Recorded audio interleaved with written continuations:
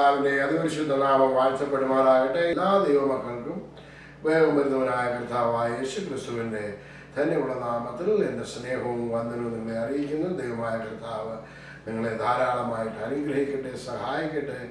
മീഡിയയിലൂടെ എന്നെ ശ്രമിക്കുന്ന എല്ലാവർക്കും ഇതൊരു അനുഗ്രഹമായി തീരട്ടെ എന്ന് ഞാൻ കർത്താവിൽ ആഗ്രഹിക്കുന്നു. കർത്താവിനോട് ഞാൻ പ്രാർത്ഥിക്കുന്നു. ദൈവം നിങ്ങളെ അനുഗ്രഹിക്കട്ടെ. Price the Lord. നമ്മൾ കഴിഞ്ഞ ദിവസങ്ങളിൽ പഠിച്ചുകൊണ്ടിരിക്കുന്നത് കർത്താവ് ഈ ഭൂമിയിലായിരുന്നപ്പോൾ തൻ്റെ പരസ്യ ശുശ്രൂഷാ വേളയിൽ ചെയ്ത പറഞ്ഞതായിട്ടുള്ള ഉപമകളെ കുറിച്ചാണ്. Price the Lord. നമുക്ക് വിശുദ്ധ വചനത്തിലൂടെ കടന്നു ചെന്നാൽ 46 ഉപമകൾ യേശു കർത്താവ് പറഞ്ഞതായും 12 ഉപമകൾ പഴയ നിയമത്തിലും നമുക്ക് കാണുവാനായിട്ട് സാധിക്കും. യേശു കർത്താവ് പറഞ്ഞിട്ടുള്ളതായ ഉപമകൾ തിരുവെഴുത്തിലൂടെ ക്രോണോളജിക്കൽ ഓർഡറിലാണ് നമ്മൾ പഠിച്ചുകൊണ്ടിരിക്കുന്നത്. സ്തോത്രം.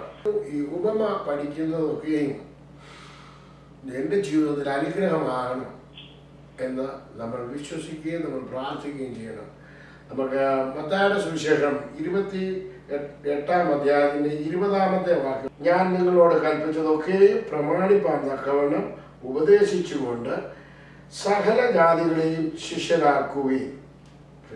കർത്താവിൻ്റെ ഗ്രേറ്റ് കമ്മീഷൻ ഇതായിരുന്നു, ഞാൻ നിങ്ങളോട് കൽപ്പിച്ചതൊക്കെയും പ്രമാണിപ്പാൻ തക്കവണ്ണം സകല ജാതികളെയും ശിഷ്യരാക്കിക്കൊള്ളുകയും. അപ്പോൾ കർത്താവ് കൽപ്പിച്ചത് പ്രമാണിക്കണമെന്നുണ്ടെങ്കിൽ അത് നമ്മൾ പഠിച്ച് കർത്താവിൻ്റെ ശിഷ്യരാകണം. ഇതാണ് ഇതിൻ്റെ ഉദ്ദേശം. കർത്താവിൻ്റെ ഒരു ഡിസൈപ്പിൾ ആകുക എന്നുള്ളതിൽ കവിഞ്ഞ് നമുക്ക് വേറെ ഒന്നും ചിന്തിക്കുവാൻ സാധ്യമാകത്തില്ല. എൻ്റെ ജീവിതത്തിൽ കർത്താവിൻ്റെ ഒരു ഡിസൈപ്പിൾ ആകുക, ഒരു ശിഷ്യനാകുക, പ്രേസനോട് ഒരു വിശ്വാസി ആയിരിക്കുവാൻ വളരെ ബുദ്ധിമുട്ടൊന്നുമില്ല. ഞാൻ ഈ അനേക മുസ്ലിങ്ങളുടെ ഇടയിൽ മുസ്ലിങ്ങളുടെ കൂടെ ജോലി ചെയ്തിട്ടുണ്ട്. അവരും വിളിക്കുന്നത് വിശ്വാസികളെന്നാണ്. ഓരോ വിശ്വാസത്തിലുള്ളവരെല്ലാം അവരവരുടെ വിശ്വാസികളെന്നാണ് എല്ലാവരും പറയുന്നത്. ഏതിലുള്ള വിശ്വാസമാണ്? അവരവർ വിശ്വസിക്കുന്ന വിശ്വാസത്തിന്. എന്നാൽ കർത്താവ് ഒരു വിശ്വാസിയായിട്ടിരിക്കാൻ നമ്മളെ ആരെയും വിളിച്ചിട്ടില്ല. നമ്മളെ വിളിച്ചിരിക്കുന്നത് അവൻ്റെ ഡിസൈപ്പിൾ ആകുക എന്നുള്ളതാണ്. എന്താണ് ഡിസൈപ്പിൾ? അവൻ്റെ ശിഷ്യനാകുക. Price the Lord. അതിൽ കവിഞ്ഞ ഒന്നാണ് നമുക്ക് തന്നിരിക്കുന്നത്. ഒരു വിശ്വാസികൾ കവിഞ്ഞ ഒന്നാണ് തന്നിരിക്കുന്നത്. ഇന്നെല്ലാവരും രക്ഷിക്കപ്പെട്ടു, സ്നാനപ്പെട്ടു, വിശ്വാസിയായി എന്നുള്ള ഒരു ഭാഗത്ത് വന്ന് ഉറച്ചവിടെ ഇരിക്കും ജീവിതകാലം മുഴുവനും. അങ്ങനെ ഉറച്ചിരിക്കാനുള്ളതല്ല, നമ്മൾ മുന്നോട്ട് പോകുവാനാണ്. We have a goal to do it. നമുക്കൊരു ലക്ഷ്യമുണ്ട് ചെയ്തു തീർക്കുന്നതിന് വേണ്ടി. നമ്മളെ വിളിച്ച നാളിൽ നമുക്ക് ഓരോരുത്തർക്കും ഒരു ശുശ്രൂഷ തന്നിട്ടുണ്ട്. അത് പ്രീച്ചിങ് ശുശ്രൂഷയാണെന്ന് പറഞ്ഞാൽ എല്ലാവരും നടക്കുന്ന പ്രീച്ചിങ് ശുശ്രൂഷ മാത്രമൊന്നുമല്ല. Praise the Lord. കർത്താവിൻ്റെ അടുക്കൽ ഒരുപാട് ശുശ്രൂഷ നമ്മളെ ഓരോരുത്തരെയും ഏൽപ്പിച്ചിട്ടുണ്ട്. നമുക്ക് ഓരോരുത്തർക്കും അവരവർക്ക് പറ്റിയതായിട്ടുള്ള ശുശ്രൂഷ ഏൽപ്പിച്ചിട്ടുണ്ട്. അത് തിരഞ്ഞെടുക്കണം. അത് തിരഞ്ഞെടുക്കണമെന്നുണ്ടെങ്കിൽ അത് കർത്താവ് പഠിപ്പിച്ചത് എന്താണെന്ന് നമ്മൾ നോക്കണം. അടുത്ത ഉപമ നിങ്ങൾക്ക് എല്ലാവർക്കും അറിയാവുന്നതായതുകൊണ്ട് വലിയ പ്രയാസമില്ല.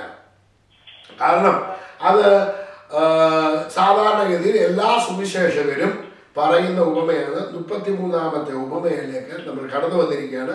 ഈ ഉപമ ധനവാനും ലാസറും എന്നുള്ള സ്റ്റോറിയാണ്. Praise the Lord. ഇത് അറിഞ്ഞുകൂടാത്ത ക്രിസ്ത്യാനികളെന്ന് പറയുന്നവർ ഇല്ല. അറിഞ്ഞുകൂടാത്തവരിനായിട്ട് ആരും കാണത്തില്ല. അതിന് എല്ലാവർക്കും അറിയാവുന്ന ഒരു സ്റ്റോറിയാണ്. ധനവാനായ ഒരു മനുഷ്യൻ. അതിൻ്റെ 19-ാമത്തെ വാക്യത്തിലേക്ക് നമ്മൾ കടക്കുന്നതിന് മുമ്പ് 16-16 വായിച്ചാണ്. ഇത് പ്രത്യേകം ഓർത്തോളണം. 16-16 വായിച്ചണം. 16-16. ന്യായപ്രമാണത്തിന്റെയും പ്രവാചകന്മാരുടെയും കാലം യോഹന്നാൻ വരെ ആയിരുന്നു. അന്ന് മുതൽ ദൈവരാജ്യത്തെ സുവിശേഷിച്ചു വരുന്നു. എല്ലാവരും ബലാത്കാരേണ അതിൽ കടപ്പാൻ നോക്കുന്നു. Price the Lord. ബലാത്കാരേണ ഇതിൽ കടപ്പാൻ നോക്കുന്നു. ബലാത്കാരികൾ അതിനെ പിടിച്ചടക്കുന്നു എന്ന് മത്തായിയുടെ സുവിശേഷത്തിൽ കാണാൻ നിങ്ങൾക്ക് സാധിക്കും. ബലമായി കയറേണ്ടതാണ് സ്വർഗരാജ്യം, ദൈവരാജ്യം. ഇതിനെ നന്മ അനുഭവിക്കണമെന്നുണ്ട് ബലമായി. എങ്ങനത്തെ ഈ ബലമായി പിടിച്ചെടുക്കണം? കാരണം നമ്മുടെ ശരീരം, നമ്മുടെ മനസ്സ് ഇതിനെ അനുവദിക്കത്തില്ല ഇതിലേക്ക് കിടക്കാനായിട്ട്. ബലമായിട്ട് പിടിച്ചെടുക്കണം. കാരണം നമ്മൾ അനുവദിക്കുന്നുണ്ടോ? നമ്മുടെ പണം എടുത്തിട്ട് വേറെ വല്ലവർക്കും കൊടുക്കാനായിട്ട് നമ്മുടെ മനസ്സ് അനുവദിക്കത്തില്ല. പ്രയോജനമുണ്ട്. ഈ നമ്മൾ എന്തെങ്കിലും ഇപ്പം ആ ലോകത്തിലുള്ള കാര്യങ്ങളൊക്കെയാണ് നല്ലതെന്ന് പറഞ്ഞാൽ അതിന് കുറേ മനുഷ്യർ ഓടിക്കൊണ്ടിരിക്കുകയാണ്. അപ്പോൾ അതിനെ നിന്ന് നമ്മൾ ബലമായിട്ട് വേണം സ്വർഗരാജ്യത്തിൽ കിടക്കാൻ. ന്യായപ്രമാണങ്ങളും പ്രവാചകന്മാരും ഈ യോഹന്നാൻ കഴിഞ്ഞതിന് ശേഷം അതല്ല, ന്യായപ്രമാണം തീർന്നു. അതുകൊണ്ടാണ് പൗരോഹിത്യ ശുശ്രൂഷ അവിടെ തീർന്നു. യേശുവാണ് ഡിക്ലെയർ ചെയ്തത്. ന്യായപ്രമാണത്തിൻ്റെ ശുശ്രൂഷ തീർന്നു.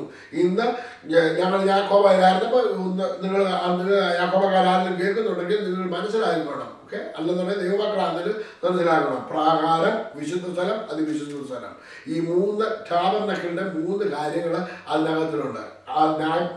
പ്രാകാരം എന്നതിന് സാധാരണ ജനങ്ങൾക്ക് വരാം, ഐമേനിമാർ. പിന്നെ അതിൻ്റെ മേളിലുള്ളതാണ് ശുശ്രൂഷക്കാർ, വിശുദ്ധ സ്ഥലം. ശുശ്രൂഷക്കാർ നിൽക്കുന്നിടം വരെ പുരുഷന്മാർക്ക് കയറിച്ചല്ല, സ്ത്രീകൾക്ക് പറ്റത്തില്ല. അതിൻ്റെ മുകളിലാണ് അതിവിശുദ്ധ സ്ഥലം. അതിവിശുദ്ധ സ്ഥലം എന്ന് പറയുന്നത് മദ്ബഹ. അപ്പോൾ ആ മദ്ബഹയിൽ തിരശീല ഇട്ടിട്ടുണ്ട് എന്ന് പറഞ്ഞു കഴിഞ്ഞാൽ അതിന് ന്യായപ്രമാണത്തിൻ്റെ സിസ്റ്റം അനുസരിച്ചിട്ടാണ് പ്രവർത്തിക്കുന്നത്. ന്യായപ്രമാണം തീർന്നു മാറ്റി പോയി എന്ന് യേശു കർത്താവ് ഡിക്ലെയർ ചെയ്തെടുത്ത് അതിനെ നിങ്ങൾ തിരിച്ചു കൊണ്ടുവന്നാൽ എന്ത് സംഭവിക്കുന്നത് പറയാം? നിങ്ങൾ ശാപത്തിന് കീഴിലാണ്. ശാപത്തിന് കീഴിലാകുന്നുണ്ടെങ്കിൽ അബ്രഹാമിൻ്റെ അനുഗ്രഹം നിങ്ങൾക്ക് ലഭിക്കത്തില്ല. പ്രാർത്ഥിച്ചിട്ട് മറുപടി കിട്ടി നടക്കാമെന്നല്ലാതെ നിങ്ങൾക്ക് നിത്യതയിൽ എത്തുവാൻ സാധ്യമാകത്തില്ല. അവിടെ നിത്യത ന്യായപ്രമാണ പ്രകാരം ഓഫർ ചെയ്തിട്ടില്ല കർത്താവ്. പുതിയ നിയമത്തിൻ്റെ വ്യവസ്ഥ പ്രകാരമാണ് ചെയ്തിരിക്കുന്നത്. അത് യേശുവിനെ വിശ്വാസത്തിലും പുതിയ നിയമത്തിൻ്റെ ശുശ്രൂഷയിലുമാണ് കർത്താവിനെ ആത്മാവിലും സത്യത്തിലും ആരാധിക്കുന്നവരെ. ഇന്ന് അനേകര് സ്നാനപ്പെട്ടതിന് ശേഷം ഇഷ്ടമുള്ളവരെ പോവുകയാണ്. ഇവിടെ നിന്നാലും ദൈവമില്ല. ഇല്ല, അവിടെ ദൈവമല്ല ഉള്ളത്, അവിടെ ന്യായപ്രമാണമാണുള്ളത്, അവിടെ യേശുവല്ല ഉള്ളത്. മോശയുടെ ശുശ്രൂഷയാണ്, അത് കല്ലിൽ കൊത്തിയ ശുശ്രൂഷയാണ്, ആത്മാവിൻ്റെ ശുശ്രൂഷയല്ല. ആത്മാവിൻ്റെ ശുശ്രൂഷയിലേക്കാണ് യേശു കർത്താവ് വിളിച്ചിരിക്കുന്നത്. പിതാവിനെ ആരാധിക്കുന്നവർ, പിതാവിനെ നമസ്കരിക്കുന്നവർ സത്യത്തിലും ആത്മാവിലും ആരാധിക്കണം എന്നുള്ള വ്യവസ്ഥയാണ്. എന്തുകൊണ്ടാണ് ഇത് പറഞ്ഞത്? ഈ ഉപമയിലേക്ക് മനസ്സിലാക്കുന്നുണ്ട് നിങ്ങൾക്ക് അറിയാനായിട്ട് സാധിക്കും. പെട്ടെന്ന് ഉപമയിലേക്ക് പോവുക. 19-ാം വാക്യം മുതൽ 25 വരെ പെട്ടെന്ന് വായിക്കണം. മാമേ,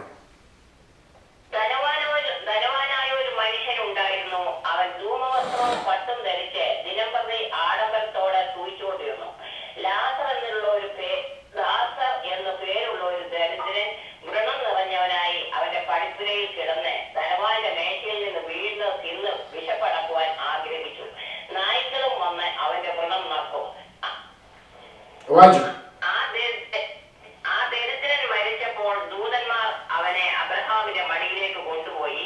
ധനവാനും മരിച്ചു, അടക്കപ്പെട്ടു. പാതാളത്തിൽ യാതന അനുഭവിക്കുമ്പോൾ മേലോട്ട് നോക്കി ദൂരത്ത് നിന്ന് അബ്രഹാമിനെയും അവന്റെ മടിയിൽ ലാസറിനെയും കണ്ടു. അബ്രഹാം പിതാവേ, എന്നോട് കനിവുണ്ടാകണമേ. ലാസർ വിരലിന്റെ അറ്റം വെള്ളത്തിൽ മുക്കി എന്റെ നാവിനെ തണുപ്പിക്കേണ്ടതിന് അവനെ അയക്കണമേ. ഞാൻ ഈ ജ്വാലയിൽ കിടന്ന് വേദന അനുഭവിക്കുന്നു എന്ന് വിളിച്ചു പറഞ്ഞു. അബ്രഹാം, മകനെ, നിന്റെ ആയുസ്സിൽ നീ നന്മയും ലാസർ ഔവണ്ണം തിന്മയും പ്രാപിച്ചു എന്ന് ഓർക്ക. ഇപ്പോൾ അവൻ ഇവിടെ ആശ്വസിക്കുന്നു, നീയോ വേദന അനുഭവിക്കുന്നു. അത്രയുമല്ല, ഞങ്ങൾക്കും നിങ്ങൾക്കും നടുവെ വലിയൊരു ഉണ്ടായിരിക്കുന്നു. ഇവിടെ നിന്ന് നിങ്ങളുടെ അടുക്കൽ കടന്നു വരുവാൻ ഇച്ഛിക്കുന്നവർക്ക് കഴിയുകയില്ല. അവിടെ നിന്ന് ഞങ്ങളുടെ അടുക്കൽ കടന്നു വരുവാനും പാടില്ല എന്ന് പറഞ്ഞു. അനേകരും മരിച്ചതിന് ശേഷം മരിച്ച് അവർക്ക് വേണ്ടി പ്രാർത്ഥിച്ച് അവരെ സ്വർഗത്തിൽ കൊണ്ടുപോകാനിരിക്കുകയാണെന്നുണ്ടെങ്കിൽ നോക്കണം. ഇവരുടെ ഇടയിൽ ഒരു വലിയ പിളർപ്പുണ്ട് എന്ന് അവിടെ പ്രത്യേകം യേശു കർത്താവ് പറഞ്ഞിട്ടുണ്ട്. ഇവിടെ നിന്ന് അങ്ങോട്ടും അവിടെ നിന്ന് ഇങ്ങോട്ടും പോകാൻ പറ്റത്തില്ല. മരിക്കുന്നതിന് മുമ്പ് എന്ത് വേണമെങ്കിലും നമ്മൾക്ക് തീരുമാനമെടുക്കാം. വളരെ വ്യക്തമായി യേശു കർത്താവ് പറഞ്ഞിട്ടുണ്ട്. നിനക്ക് പാതാളത്തിൽ പോകണം, പാതാളത്തിൽ പോകാം, സ്വർഗത്തിൽ പോകാം, സ്വർഗത്തിൽ പോകാം. ഓപ്പർച്യൂണിറ്റി ഇവിടെ നമ്മൾ ജീവനോട് ഇരിക്കുമ്പോഴാണ്. പ്രൈസ്. ധനവാനുണ്ടായിരുന്നു, ലാസർ ഉണ്ടായിരുന്നു. എല്ലാവരും പ്രസംഗിക്കുന്നതാണ്. നിങ്ങൾക്ക് നല്ലതുപോലെ അറിയാവുന്ന ഒരു ഒരു പ്രസംഗ വിഷയമാണ്. അതുകൊണ്ട് ഞാൻ അതിന് കൂടുതൽ വിശദീകരണം തരുന്നില്ല. ഈ ധനവാനും ആരായിരുന്നു? ഒരു ദൈവവിശ്വാസി ആയിരുന്നു എന്ന് വളരെ വ്യക്തമായി അറിയാം. കാരണം അബ്രഹാമിനെ കണ്ടപ്പോൾ തന്നെ മനസ്സിലായി ഇത് അബ്രഹാം പിതാവാണ്. അബ്രഹാം പിതാവിനോട് പണ്ട് പ്രാർത്ഥിച്ചിട്ടുണ്ടായിരുന്ന ഒരു വ്യക്തിയായിരുന്നു എന്ന് നമുക്ക് കാണുവാൻ സാധിക്കും. എന്നാൽ ഈ ലാസർ എന്ത് ചെയ്തിരുന്നു? ലാസർ അബ്രഹാം പിതാവിനോടല്ല പ്രാർത്ഥിച്ചുകൊണ്ടിരുന്നത്.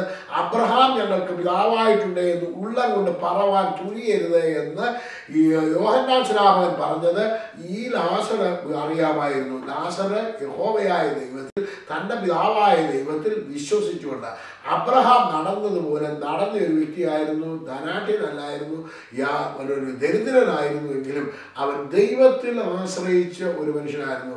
ദാരിദ്ര്യം കൊണ്ട് സ്വർഗത്തിൽ പോകാൻ ആരും ചിന്തിക്കേണ്ട. ദാരിദ്ര്യമല്ല സ്വർഗത്തിൽ കൊണ്ടുപോകുന്നത്. നീ ദൈവത്തിൽ ആശ്രയിച്ചാൽ മാത്രമേ നിങ്ങൾക്ക് സ്വർഗത്തിൽ കർത്താവിനോട് പോകാൻ പറ്റത്തുള്ളൂ. പ്രയോജനമാണ്. ദരിദ്രനായി ജീവിച്ച് ദൈവമില്ലാത്തവരായി ജീവിച്ചിട്ട് ധനവാനായിരുന്നത് കൊണ്ടുമല്ല അവൻ നരകത്തിൽ പോയത്. പ്രയോജനമാണ്. അവൻ ധനവാനായിരുന്നുകൊണ്ട് നരകത്തിൽ പോയില്ല, ദരിദ്രനായിരുന്നുകൊണ്ട് സ്വർഗത്തിൽ പോയതല്ല. പ്രതി ഓർത്തു കൊള്ളണം. അവൻ എന്ത് ചെയ്തു?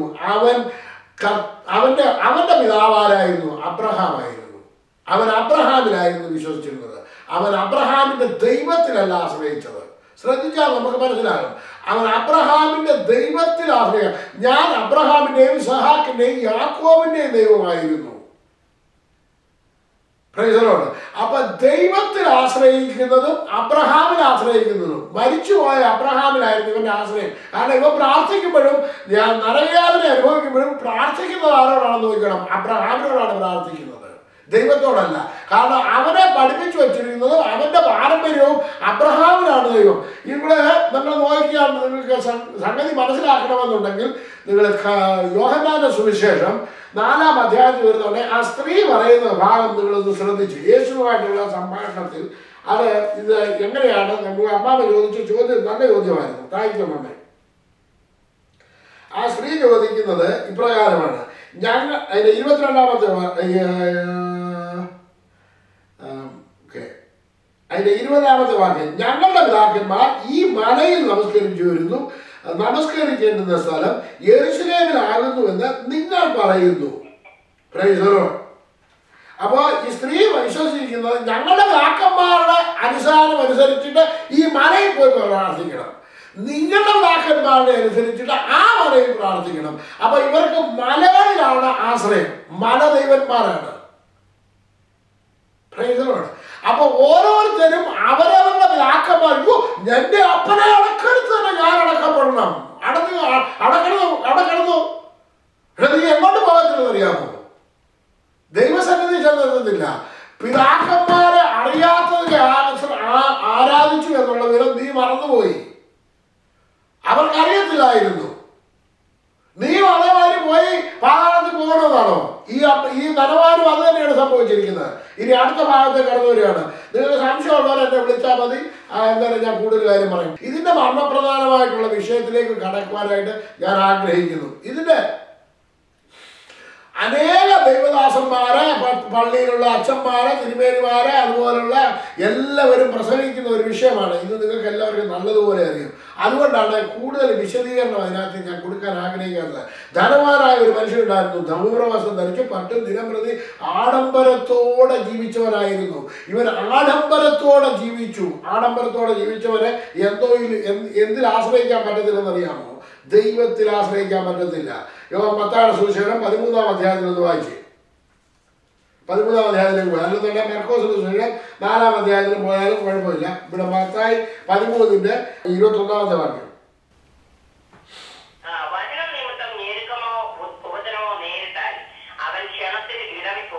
അടുത്ത വാക്യം, മുള്ളിനിടയിൽ വിതയ്ക്കപ്പെട്ടതോ നോക്കണം.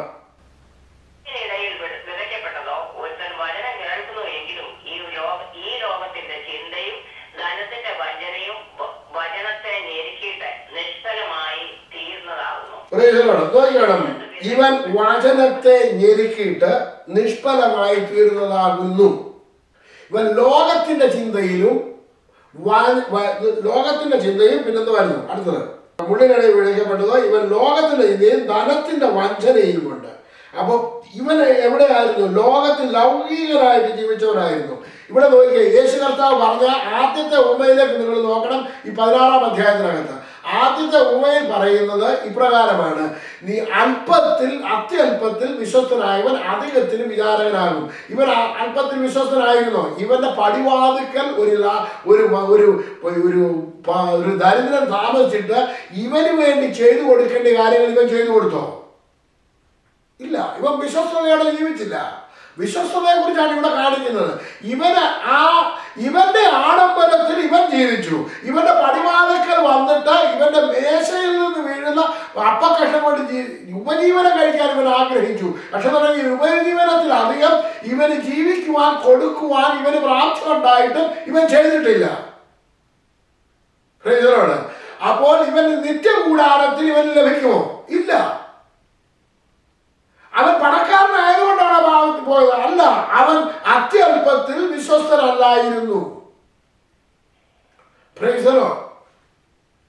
ഇന്ന് അനേകർ കൊടുക്കുന്നുണ്ട്. ആരെ കാണിക്കാനാണെന്നറിയോ? മാഗസീനകത്തും പേപ്പറിനകത്തും എന്തോ വരാനാ? ഫോട്ടോ വരാൻ. ഇപ്പൊ ഈ പടിമൂലൊക്കെ വാതിക്ക കിടക്കുന്ന ലാസറിന് കൊടുത്താൽ ഇവന്റെ ഫോട്ടോ വരുമോ വെളിയില്? വരത്തില്ല. അപ്പൊ ഇവന് നിത്യകൂടാരത്തിൽ അവന് ചെല്ലാൻ പറ്റുന്നുണ്ടോ? ഇല്ല.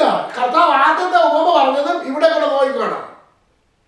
അപ്പോൾ നോക്കണം, ഇവന് അങ്ങനെയാണ് ഇവർ പറ്റിയിരിക്കുന്നത്. അടുത്ത ആഡംബരത്തോടെ ധൂമ്രവസ്ത്രം ധരിച്ചും ദിനം പ്രതി ആഡംബരത്തോടെ സൂക്ഷിച്ചു ലാസർ എന്ന് പേരുള്ള ദരിദ്രൻ വ്രണം നിറഞ്ഞവനായി അവന്റെ പടിവാതിക്കൽ കിടന്നിരുന്നു. ഇവരെ വന്ന് ചികിത്സിക്കുവാൻ ഈ മനുഷ്യന് ഹൃദയത്തിനോട് തോന്നിയോ? ഇല്ലല്ലോ. അപ്പോൾ നമ്മുടെ പണം കൊണ്ട് ഇവൻ ആഡംബരത്തോടെ ജീവിച്ചു. ഇവൻ അത്യല്പത്തിൽ എന്തില്ലായിരുന്നു? വിശ്വസ്തതയില്ലായിരുന്നു. ഇത് പറയുന്ന ആരോടാണെന്ന് ഞാൻ പറഞ്ഞു. ഓഡിയൻസ്. അതിന്റെ ഓഡിയൻസ് ആരാണ്? അതിന്റെ മുമ്പേ 16-ാം അധ്യായത്തിൽ തന്നെ ഓഡിയൻസിനെ നമുക്ക് കാണാൻ സാധിക്കും. ആ ഓഡിയൻസ് പറയുന്നത് ഇത് ഞങ്ങളെ കൊണ്ടാണ് ഇത് പറയുന്നത് ഈ പണത്തിന്റെ വിഷയത്തിൽ എന്ന് പറഞ്ഞ് ഇവരെ പരിഹസിക്കാൻ തുടങ്ങി. അപ്പൊ ആ പരിഹസിച്ചവരോടാണ് പറയുന്നത്, നിങ്ങളുടെ അനേക പാവങ്ങൾ ഇവിടെ നിങ്ങൾ ഇനി കൂടുതൽ മനസ്സിലാക്കണമെന്നുണ്ടെങ്കിൽ നെഹമ്യാവിന്റെ പുസ്തകം ഞാൻ ഇന്നലെ വായിക്കാൻ തുടങ്ങി. നെഹമ്യാവിന്റെ പുസ്തകം വായിച്ചു കഴിഞ്ഞാൽ അവർക്ക് മനസ്സിലാക്കാൻ സാധിക്കുന്നത് അവരെ സ്വന്തം സഹോദരങ്ങളെ ഇവർ അടിമകളാക്കി വെച്ചിരുന്നു. ഇന്ന് അങ്ങനെയാണ്. ഇന്നും അടിമകളാക്കി വെക്കുന്നില്ല. പക്ഷെ ഉണ്ടെങ്കിൽ അവരെ തരം താഴ്ത്തിയിട്ടിരിക്കുകയാണ് അനേകരെ. സ്വോത്രം. ഞാൻ ആ ഭാഗത്തിൽ നിന്ന് മുന്നോട്ട് പോവുകയാണ്. ധനവാന്റെ മേശയിൽ നിന്ന് വീഴുന്നത് വിശപ്പടക്കുവാൻ ആഗ്രഹിച്ചു കൊടുത്തു എന്ന് എഴുതിയിട്ടില്ല കേട്ടോ. പലരും കൊടുത്തു എന്നൊക്കെ പ്രസംഗിക്കാറുണ്ട്. പ്രസംഗിച്ചു കൊടുക്കുകയൊന്നും വേണ്ട. ഇതിനകത്തിൽ ഇല്ലാത്ത കാര്യങ്ങൾ നിങ്ങൾ കൊടുക്കാനായിട്ട് നിൽക്കണ്ട. നായ്ക്കളും വന്ന് അവനെ വ്രണം നാക്കും. ദരിദ്രൻ മരിച്ചപ്പോൾ ദൂതന്മാർ അവനെ അബ്രഹാമിന്റെ മടിയിലേക്ക് കൊണ്ടുപോയി. ധനവാന് മരിച്ചു, അടക്കപ്പെട്ടു. ഭയങ്കര അടക്കമൊക്കെ കിട്ടി, കല്ലറയൊക്കെ കിട്ടി, പിതാക്കന്മാരുടെ കല്ലറ കിട്ടി. പക്ഷെ ഇതിന്റെ പോക്ക് എങ്ങോട്ടാണ്? ഞങ്ങളുടെ കുടുംബ കല്ലറ നീ പോയി, പക്ഷെ നിന്റെ പോക്ക് എങ്ങോട്ടാണ്? നിന്റെ ശരീരമാണ്, ഒന്നിനു കൊള്ളാത്ത ശരീരമാണ് പോയത് ശവക്കല്ലറയിൽ. പക്ഷെ നിന്റെ പോക്ക് എങ്ങോട്ടാണ്? മോനച്ചൻ മരിച്ചാൽ മോനച്ചന്റെ ശവമാണ് പോകുന്നത്, മോനച്ചനല്ല പോകുന്നത്. മോനച്ചൻ സ്വർഗത്തിലേക്കാണ് പോകുന്നത്. അടുത്തത് മരിച്ച അബ്രഹാമിന്റെ മടിയിലേക്ക് ചെന്നു. അബ്രഹാമിന്റെ മടി എന്ന് പറയുന്നത് ഇന്ന് ഇല്ല. പ്രൈസലോട് ഓർത്തോളണം.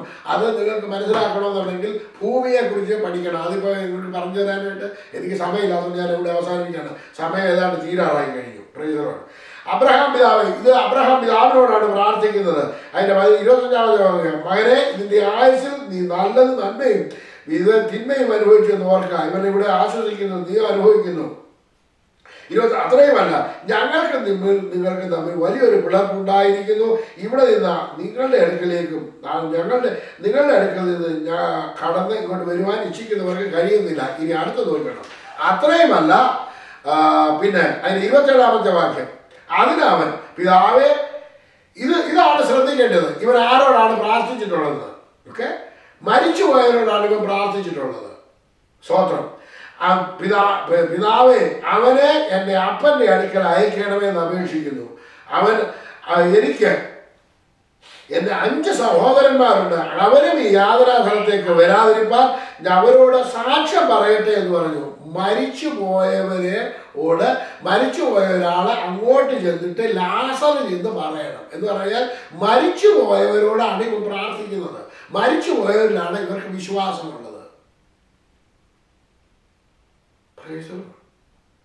ഞാൻ യാക്കോബായിലായിരുന്നപ്പോഴും അങ്ങനെയായിരുന്നു. ഒരു ദിവസം എന്നോട് എൻ്റെ പ്രയാസത്തിൽ കൂടെ പോയിട്ട് അച്ഛൻ എന്നെ വിളിച്ചിട്ട് പറഞ്ഞു, മോനച്ചാൻ നിന്റെ വല്യപ്പച്ചൻ വളരെ നീതിമാനായിട്ട് വല്യപ്പച്ചൻ്റെ നാമത്തിൽ നീ പ്രാർത്ഥിച്ചാൽ മതിയെന്ന്. ഇവരും അങ്ങനെ തന്നെയാണ് ചെയ്തുകൊണ്ടിരുന്നത്. നോക്കിയിട്ട് 27ാമത്തെ വാക്യം ഒന്ന് വായിച്ച്, അല്ല 22ാമത്തെ വാക്യം. എനിക്ക് 5 സഹോദരന്മാരുണ്ട്. വായിച്ചോളൂ. എനിക്ക് 5 സഹോദരന്മാരുണ്ട്, അവരും ഈ യാതനാസ്ഥലത്ത് വരാതിരിപ്പാൻ അവൻ അവരോട് സാക്ഷ്യം പറയട്ടെ എന്ന് പറഞ്ഞു. ലാസർ എന്ന് സാക്ഷ്യം പറയട്ടെ എന്ന്. എന്നിട്ട് അബ്രഹാം എന്ന് പറഞ്ഞു. അബ്രഹാമിനോട് വായിച്ചോട്ടെ. അബ്രഹാം അവരോട്, അവർക്ക് മോശയും പ്രവാചകന്മാരും ഉണ്ടല്ലോ, അവരുടെ വാക്ക് അവൻ കേൾക്കട്ടെ എന്ന് പറഞ്ഞു. എന്താണ് മോശയും പ്രവാചകന്മാരും? ഈ ഇരിക്കുന്ന പുസ്തകമാണ്, നിങ്ങളുടെ കയ്യിൽ ഇരിക്കുന്ന പുസ്തകം. ഇതാണ് മോശയും പ്രവാചകന്മാരും എന്ന് പറഞ്ഞു കഴിഞ്ഞാൽ തിരുവചനം അവരുടെ കയ്യിലുണ്ട്, അവർ അത് കേൾക്കട്ടെ. മരിച്ചുപോയി ഇന്ന് അനേകരും മരിച്ചു ഉയർത്തെഴുന്നേറ്റവർ വന്ന് സാക്ഷ്യം പറഞ്ഞിട്ട് ആരും വിശ്വസിക്കുന്നില്ല കേട്ടോ. അവരെ പറ്റി ദൈവമക്കൾ പോലും പറയുന്നത് ഇത് കള്ളം പറയാം. ആ എന്നാൽ ഞാൻ നിങ്ങളൊരു തിരുവല്ലയിലെ കണ്ടിട്ടുള്ള ഒരു പെൺകുട്ടി മരിച്ചു കഴിഞ്ഞതിന് ശേഷം അവൾ അനേക മണിക്കൂറുകൾ മരണമില്ലാതെ മരിച്ചു കിടന്നിരുന്നു. അതിനുശേഷം അവൾ ഉയർത്തെഴുന്നേറ്റു. അവൾ സാക്ഷ്യം പറഞ്ഞപ്പോഴും എന്നോട് ഒരാൾ പറഞ്ഞു, ഇതൊക്കെ കളിപ്പീർ പരിപാടിയാണ്. Price the Lord. അവർ പറയുന്നതൊന്നും വിശ്വസിക്കത്തില്ല. അതുകൊണ്ടാണ് യേശു കർത്താവ് പറയുന്നത്, അതിന് അവൻ അല്ലല്ല അബ്രഹാം പിതാവേ, മരിച്ചവരിൽ ഒരുത്തൻ നിന്ന് എഴുന്നേറ്റെന്ന് അവരെ അടുക്കൽ ചെന്നു എങ്കിൽ അവർ മാനസാന്തരപ്പെടുന്നത്.